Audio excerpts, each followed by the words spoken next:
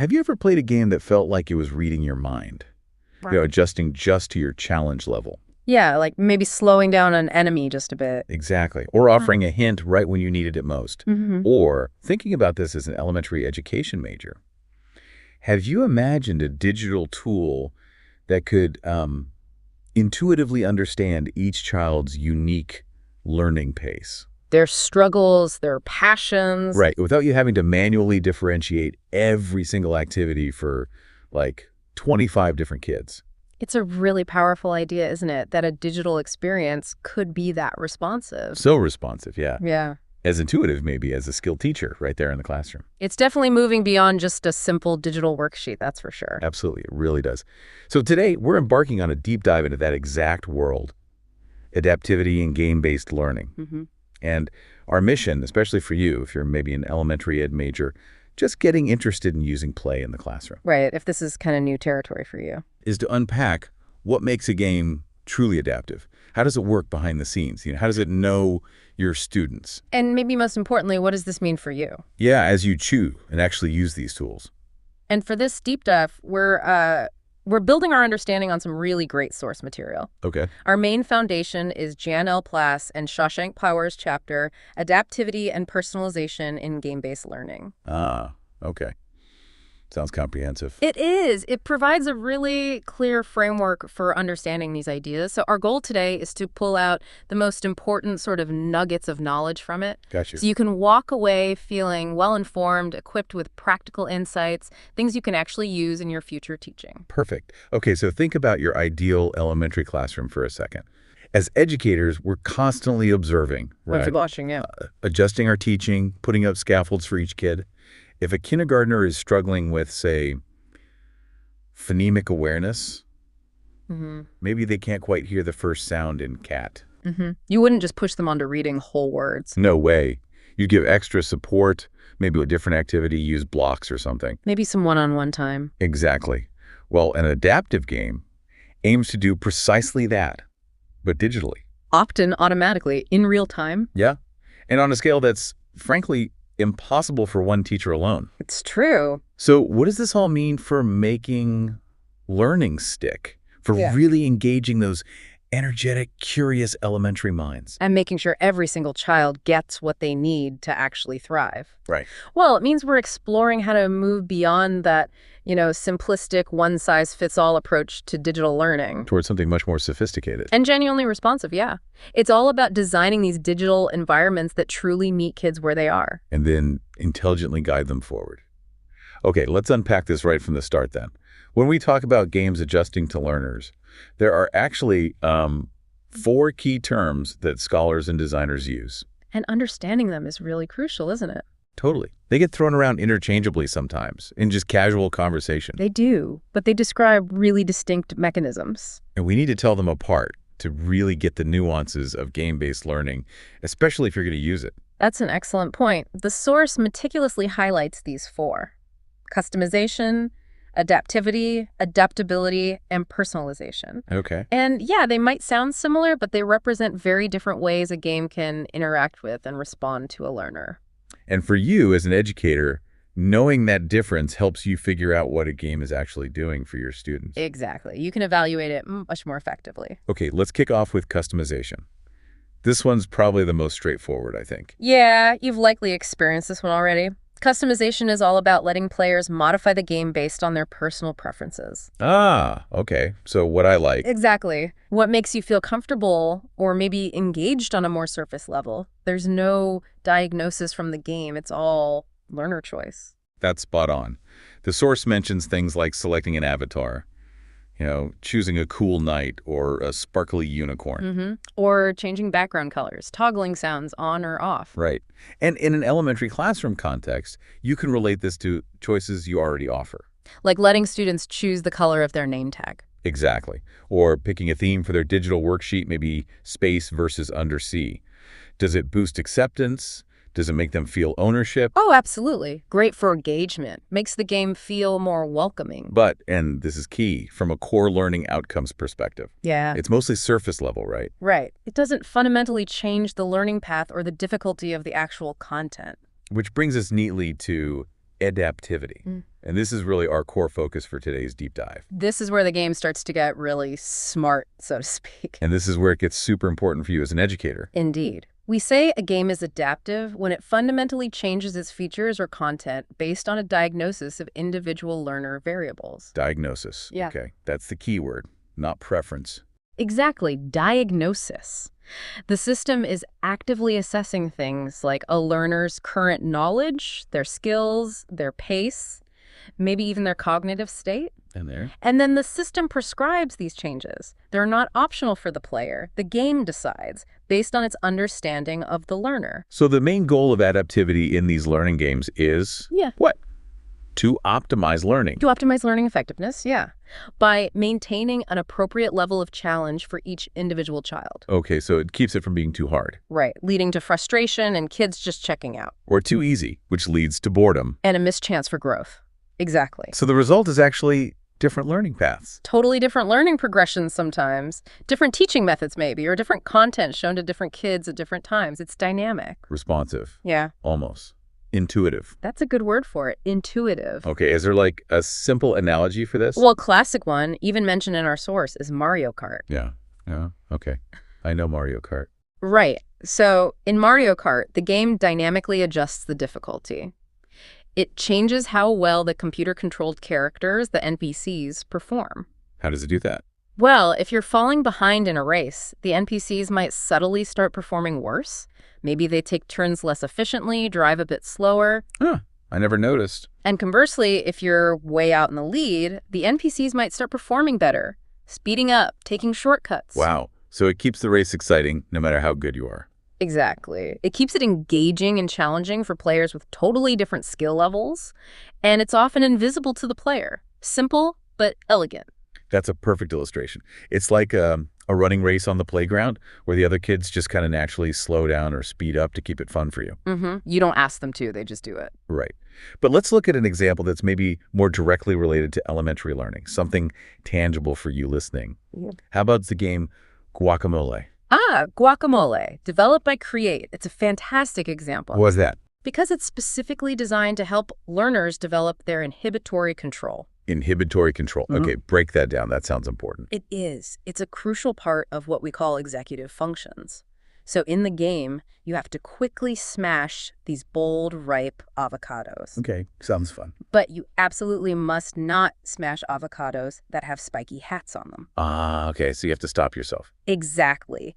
That repeated, rapid need to inhibit the impulse to just smash any avocado trains, that underlying cognitive skill. Inhibitory control. And this is huge, truly huge for our young learners. Let's think about what inhibitory control means in your classroom. Yeah, it's that ability to stop and think before blurting out an answer. Totally. Or resisting the urge to tap your pencil during quiet time. Or waiting your turn, even when you're super excited. It's fundamental for self-regulation, for focus. And our source highlights research showing this kind of training works best when the difficulty ramps up, right? It gets harder as you get better. Precisely. But since every child starts at a different level, the rate of increase needs to be different too. Exactly. Guacamole's adaptivity figures out the right difficulty for each user based on how they're doing right now. It ensures they're always challenged just enough to grow. But not so much that they get frustrated and quit. Right. And the research backs this up. Plas, Pewar, and McNamara showed guacamole is significantly more effective at improving inhibitory control when it's adaptive like this. Compared to just a fixed rate of increase for everyone. Exactly. It's a really compelling case for how adaptivity can directly impact those core cognitive skills that underpin, well, all academic learning. Wow. Okay. Now, building on that idea, what if the game responds, but then lets you choose? Is that a thing? It is. And that brings us to adaptability. Sounds similar, but there's a key difference. And it seems really relevant for fostering independence in young kids. That's right. Adaptability means the game gives the learner options or choices. And like adaptivity, those options are based on a diagnosis of learner variables. Okay. But what's the difference then? The crucial distinction is that an adaptable game leaves the final decision to the learner.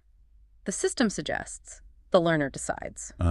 Okay, so if adaptivity is the system prescribing. Adaptability is the system diagnosing and then offering choices. And the goal here is Twofold. Yeah, support self-regulation, helping kids learn how to manage their own learning, and also optimize the learning effectiveness, just like adaptivity. Can you give an elementary example? Sure, think about an interactive storybook. Maybe a child is struggling with some new vocabulary words. Okay. The system might quietly diagnose that struggle. Then, instead of just giving the definition, it offers 3 ways to get help. Maybe hear the word again, see a picture, or read a simpler sentence with the word. Ah, I see. The game offers options based on its diagnosis. But the child chooses which type of support they think will help them most. That builds agency. Huge. Yeah. And self-regulation skills. Absolutely. They're learning to spot their own needs and pick strategies. That's a vital skill for lifelong learning. Okay, so customization, adaptivity, adaptability. What's the last one? The last one is personalization. And this is really the broadest term of the 4. It's kind of an umbrella concept. An umbrella covering all of these. Pretty much, yeah. Personalization is often used as a general term for any learning environment, digital or not, that's tailored to an individual. So it could include changes based on preference. That's customization. And changes based on diagnosed variables. Which is adaptivity or adaptability. Regardless of whether the system prescribes it or the learner chooses it. Exactly. So think of personalization as that big overarching umbrella covering all these ways a game can be tailored. Whether you're picking your favorite avatar color, or the game is subtly adjusting the difficulty, or you're choosing your own help strategy. It's all about creating a unique, relevant learning journey for each child. Precisely. Okay. So for the rest of our deep dive today, just to keep things clear, we'll mostly use adaptivity for when the game makes changes based on diagnoses or the system prescribes. But we'll definitely flag adaptability when the system diagnoses and then empowers the learner to choose. Because that distinction feels really important for you as an educator thinking about fostering independence. Sounds like a good plan. Okay, so we've established adaptivity is about the game making these smart, responsive changes. But that leads to 2 really critical questions for any educator, right? Yeah. First, what kinds of things is the game adapting for? What characteristics is it tracking? Yeah, what is it actually looking at? And second, maybe even more fascinating, how on earth does a game figure this stuff out? How does it know what a child needs in real time? Their learning, their feelings, their struggles. Those are definitely the crucial next questions. Historically, if you look at adaptive systems, most have traditionally focused almost entirely on cognitive variables, primarily the learner's current knowledge or their academic performance. That makes sense. If a kid doesn't know basic addition, you don't jump to long division. Exactly. You adapt the content to where they are knowledge-wise. It's intuitive. Matches how we often think about traditional schooling too, especially with standardized tests focusing on academic knowledge. True. But what's really fascinating, and I think incredibly valuable from our source, is that it highlights a much broader range of variables, things that could and maybe should be used for adaptive responses. Okay, going beyond just what they know. Way beyond. It offers a much richer, more holistic picture of the learner. Table 10.1 in the source gives this fantastic breakdown. Ah, like expanding our teacher observation toolkit, but for the game. Exactly, moving beyond just academic performance. Okay, this is great. Let's tag team through these categories from table 10.1. And let's keep a really strong elementary classroom lens on this, starting with cognitive variables, but going beyond just current knowledge. Right, so beyond the obvious, like, does the student know their sight words, or can they find the main idea in a simple story? We also have things like developmental level. Okay, that's huge for elementary. Absolutely. Is the game scaling content interactions appropriately for a kindergartner versus maybe a second grader using the same app? So a math game might use concrete manipulatives visually for younger kids. And more abstract problems for older kids, even if they're learning the same core concept, it meets their cognitive development. Makes sense. What else? Language proficiency. Super important for our dual language learners. Does the game adapt? Can it offer instructions or content in their native language if needed? Or maybe simpler English vocabulary if they're still developing proficiency. That could be key for just understanding the task. Definitely. Then there's learning strategies. Does the child prefer visuals? Or do they learn best by doing something? Kinesthetic, auditory. So an adaptive game could potentially shift how it presents info. Show a diagram instead of text, or offer a hands-on simulation. Potentially, yes. And self-regulation. We touched on this with guacamole. How well does the child manage their focus? Do they persist through a tough math problem? So if a game detects a child is, like, giving up, Maybe lots of wrong answers, then long pauses. It might offer a specific prompt, like keep trying, or maybe a strategy suggestion, try drawing a picture for this one. Helping them stay on task. Nice. And broader cognitive ability skills like working memory capacity, processing speed, and crucially, cognitive load. Ah, cognitive load. Yeah. Is the game throwing too much information at the child at once? Knowing them. Exactly. You know that look kids get when they're just flooded. Oh, yeah. Eyes glaze over. Too many instructions. So an adaptive game, if it detected that high cognitive load, could maybe simplify the interface, reduce distractions, break down the task into smaller steps. Making sure they can actually process the information. Wow. That ability to manage cognitive load in real time is a really powerful potential application. Okay, moving on to motivational variables. This feels so incredibly important for keeping young kids hooked, right? Invested in learning. Absolutely. Motivation is the fuel, especially in elementary school. Engagement is everything. So here we think about Individual interest. Like, is the child obsessed with dinosaurs or space or animals? Exactly. An adaptive game could potentially weave dinosaur facts into a math problem or make a reading passage about space if it knows that child has a high individual interest there. Making it way more relevant and captivating for that child. Then there's situational interest. This might be more temporary, like the excitement of finding a new game feature or a funny character. So the game could leverage that spark. Introduce a new challenge when interest is high. Yeah. Deepen the engagement while it's there. Then self-efficacy. This is huge. A child's belief that they can actually do it. Right. Do they believe they can solve this problem, learn this new thing? If a child keeps failing and their self-efficacy seems to drop. The game could react. How? Maybe offer easier problems immediately to rebuild confidence, give really strong positive reinforcement, or even slip in a quick mini lesson before bringing back the harder challenge. Supporting their belief in themselves. Love that. And persistence. Will they keep trying when it gets tough? Or give up fast? If the game detects a kid is about to bail, maybe after several wrong answers and longer pauses. It might offer a hint, break the problem down, or even suggest taking a quick brain break activity. Encouraging effort without letting them totally disengage. Exactly. Keep them in the game. Then we have affective variables. This is all about emotions. Crucial for young kids whose emotions are often right there on the surface. Totally. Any elementary teacher knows how much emotions impact learning. A frustrated kid isn't learning well. An excited kid is often wide open to learning. Exactly. So this includes the emotional state. Is the child feeling frustrated, bored, really engaged, maybe anxious? Could a game really detect that and respond? Potentially. Imagine a reading game detecting frustration, maybe through slower progress, repeated errors. It could respond by subtly changing the background music to something calmer. Or trigger a quick, fun minigame totally unrelated to the task. Yeah. Help them reset, regulate their emotions before coming back to the learning. Wow. What else in effective? Attitudes. Do they have a positive attitude towards, say, math? Or are they anxious about it? Math anxiety is real. It is. So an adaptive game could choose to present math challenges in a really playful, low-stakes way if it detects that anxiety. Use fun characters, relatable scenarios, reduce the pressure, foster a more positive vibe around math. And finally, sociocultural variables. This is about background, identity, the context of learning. This feels so important for belonging. Yes, absolutely critical for building an inclusive environment, for example. Social context. Does the game change if the child is playing with a friend versus alone? Right. If the game detects a social learning setup, maybe kids sharing a tablet or playing on network devices, it could offer more chances for peer interaction, turn-taking, shared problem-solving, leveraging that social dynamic. Cool. And what about cultural background identity? This is a really powerful one. Could the game adjust its stories, characters, settings, examples to be more relatable for diverse learners? How so? Give me an example. Okay. A game teaching about families and communities. It could subtly shift its visuals to include diverse family structures, or present scenarios reflecting different cultural traditions or holidays, maybe based on info the child provided. Making the content feel more personally relevant, fostering belonging. Exactly.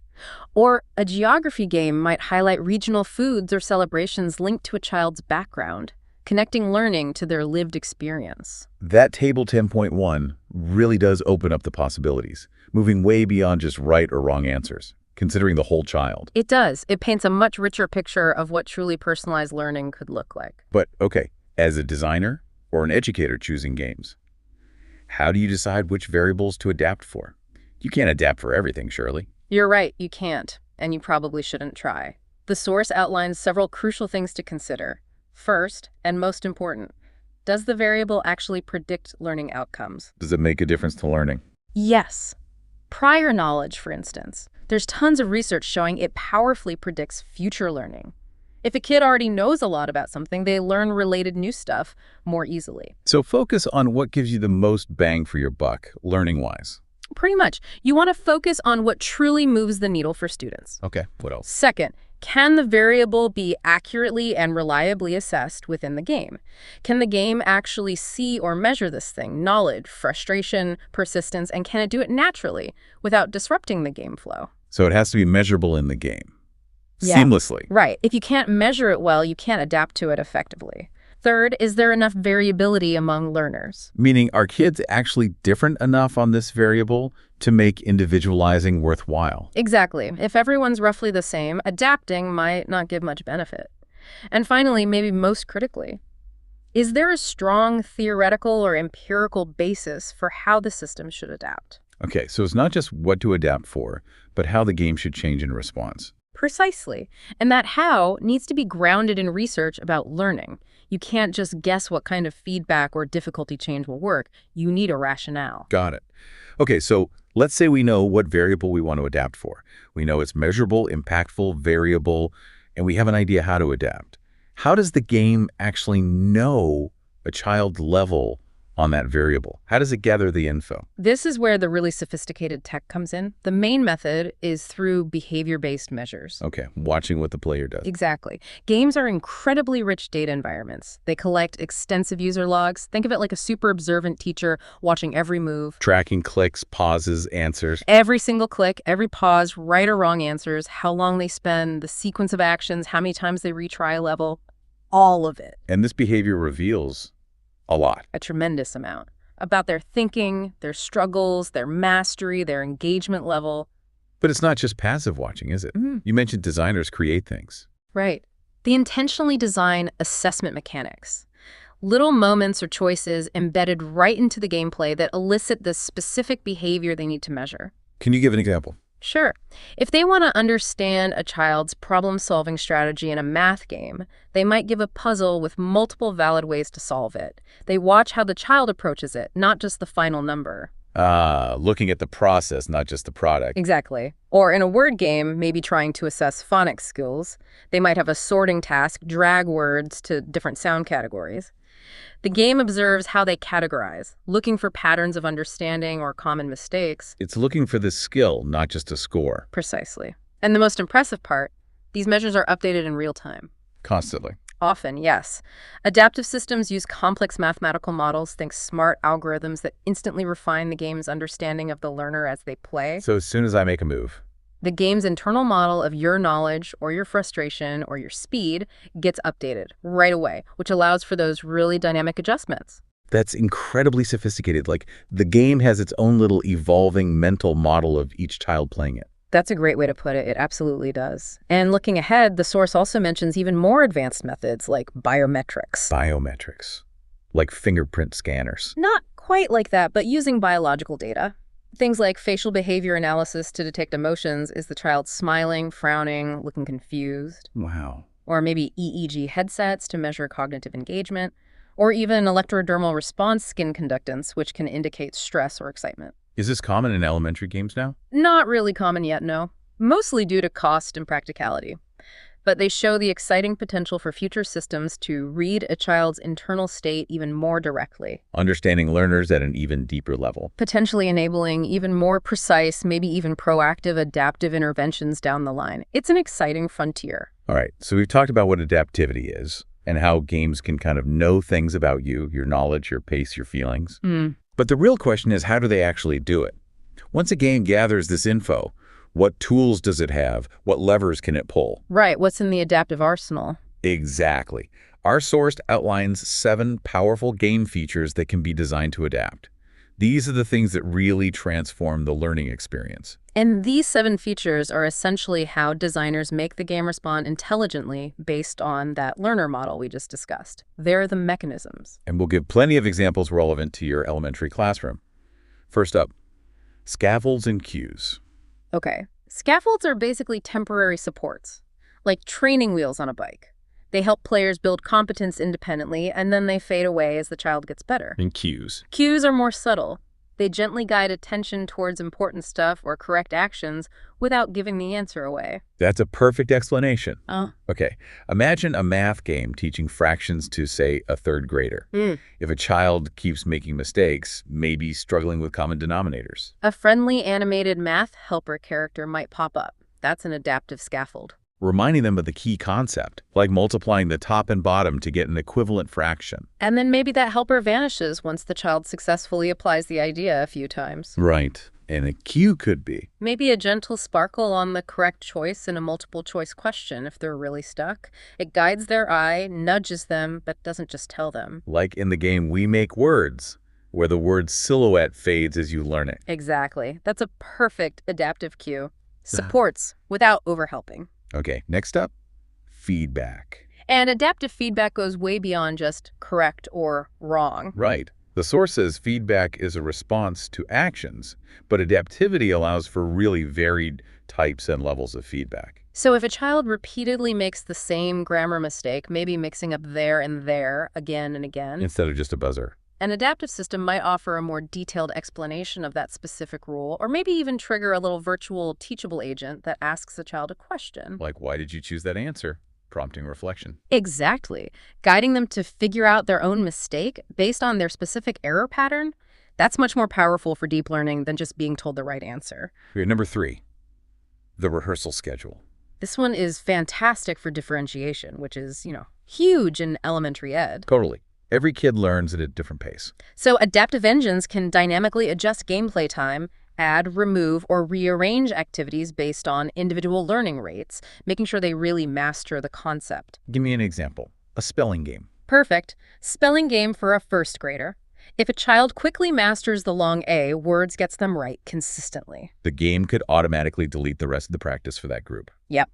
And immediately introduce the next set, maybe long I words. No wasted time on what they already know. And conversely, if a child is really struggling with just, say, 3 specific tricky words, the game might add more varied practice scenarios just for those words, encountering them in fresh ways until they get it. the genius is optimizing every minute, isn't it? No wasted time, extra support exactly where needed. That's the goal of an adaptive rehearsal schedule. Maximum efficiency for each learner. All right, number 4, game mechanics.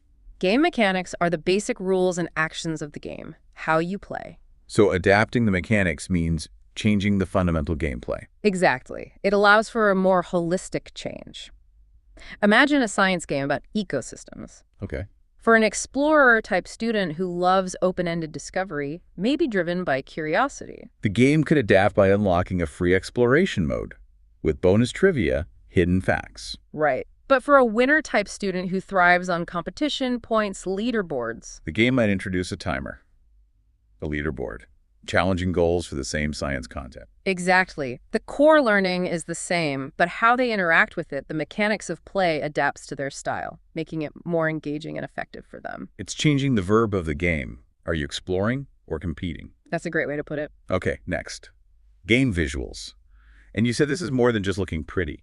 Definitely. Adaptive visuals means dynamically changing the look and feel to influence emotion or optimize how content is presented. Like a game teaching about different cultures. Could adapt its art style, maybe more realistic images versus cartoons, based on a child's preference or even background to make it resonate more. Or even reacting to emotion, if the game detects frustration.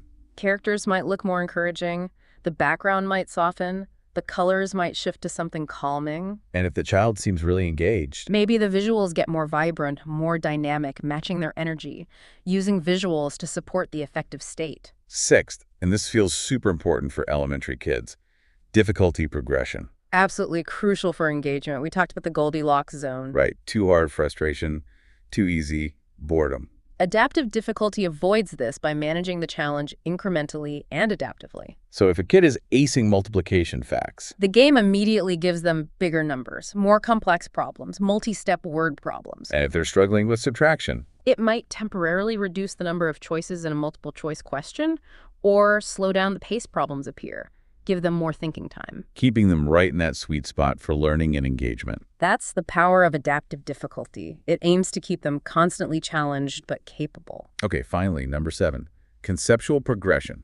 You said this one is unique to learning games. Yes, because it's about dynamically modifying the sequence of the learning content itself based on the player's real-time understanding of the concepts. So it's not just getting faster or harder. Mm-hmm. It's changing the order of what you learn. Exactly, adapting the curriculum path itself. Like the game becomes a personalized curriculum designer for each kid. That's a great analogy for it. In that game about community helpers, if a child quickly shows they understand police officers and firefighters, The game might intelligently skip the basic review of those. and moves straight to doctors and teachers, maybe, ensuring a smooth, personalized path through the ideas. Or in math, it could rearrange mini games, fractions, decimals, percentages, Yeah. based on prerequisite skills. Exactly. If they master basic fractions, it moves them to equivalent fractions, then maybe adding unlike fractions without forcing them through every single step if their assessment shows they don't need it.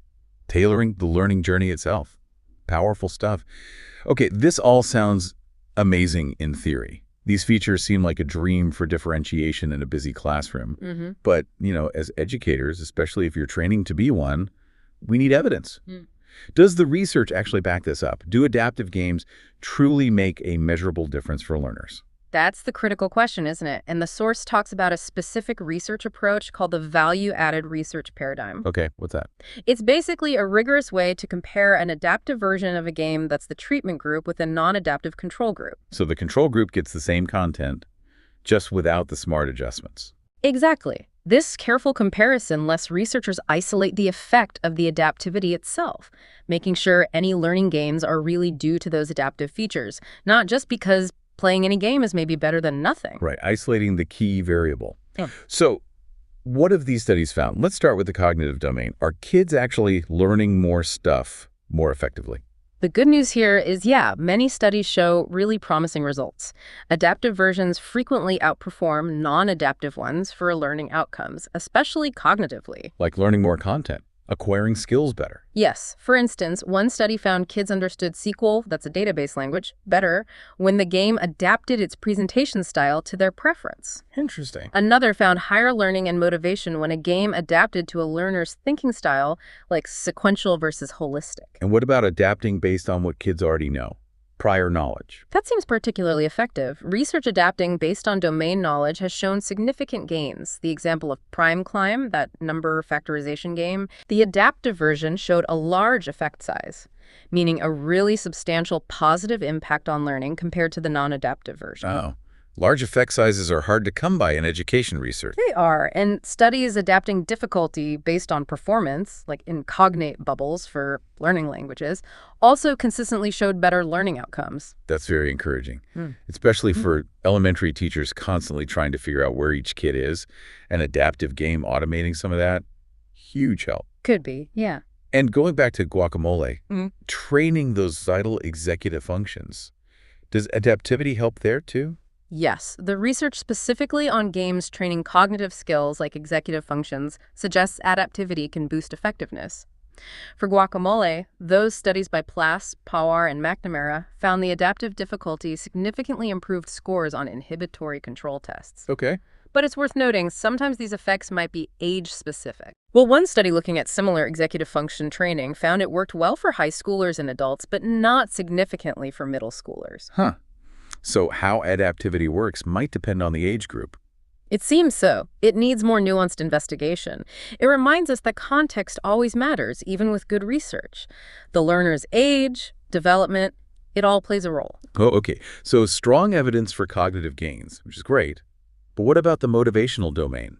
Do these games make kids more motivated, more engaged, more interested? Here, the results are, well, a bit more mixed.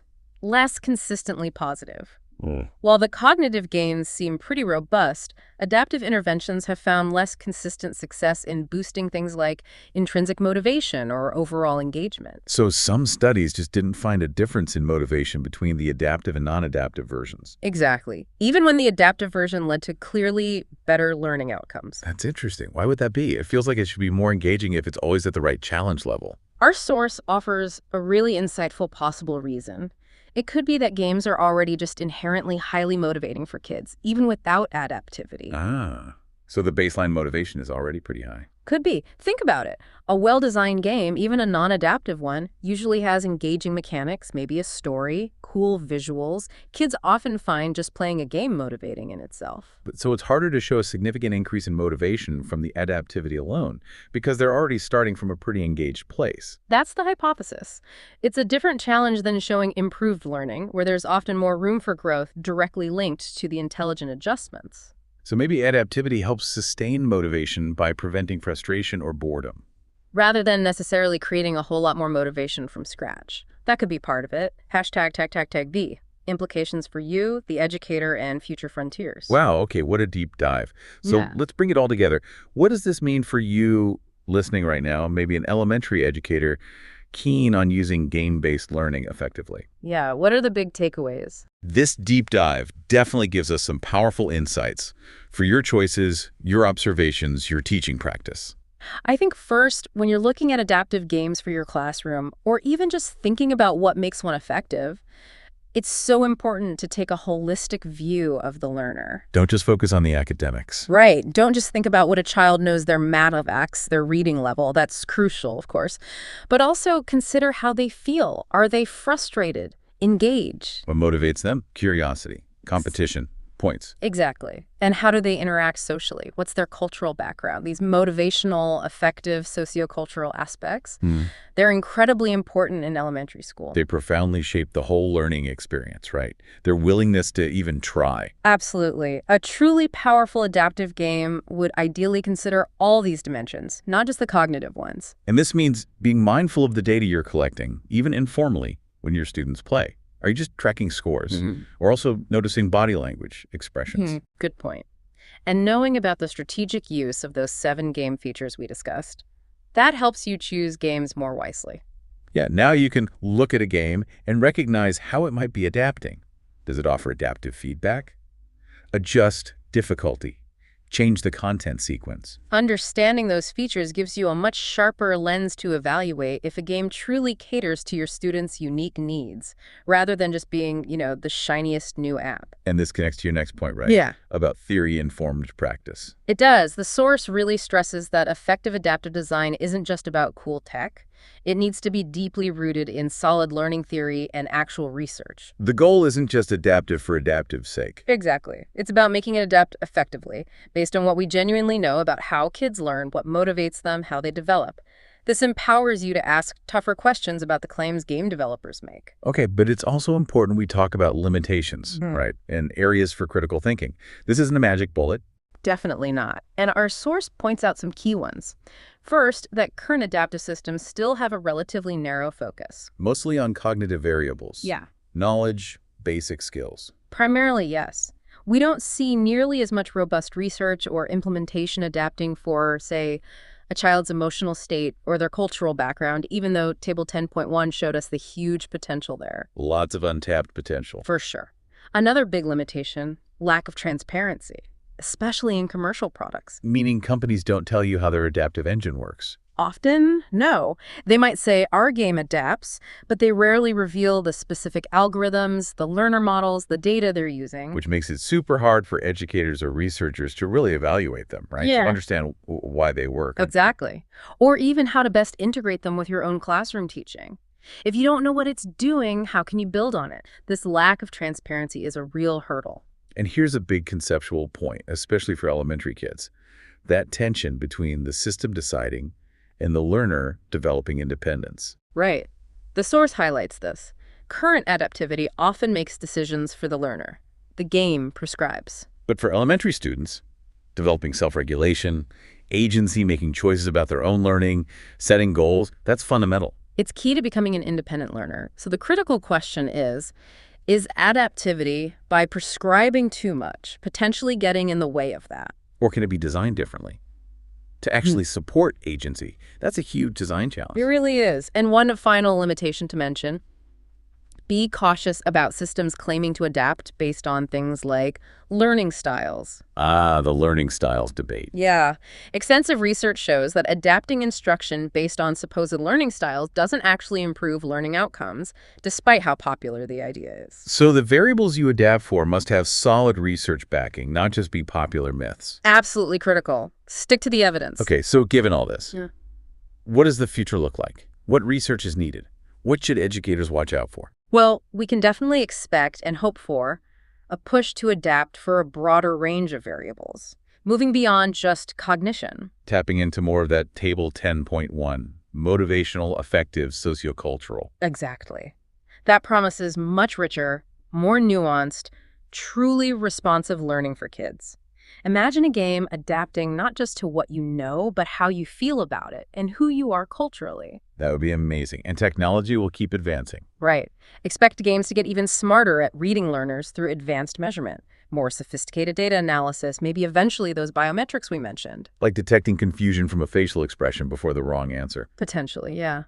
Allowing for proactive help, not just reactive feedback. That could be revolutionary. What else? There's also a renewed call for more attribute-by-treatment interaction, or ATI research. Okay.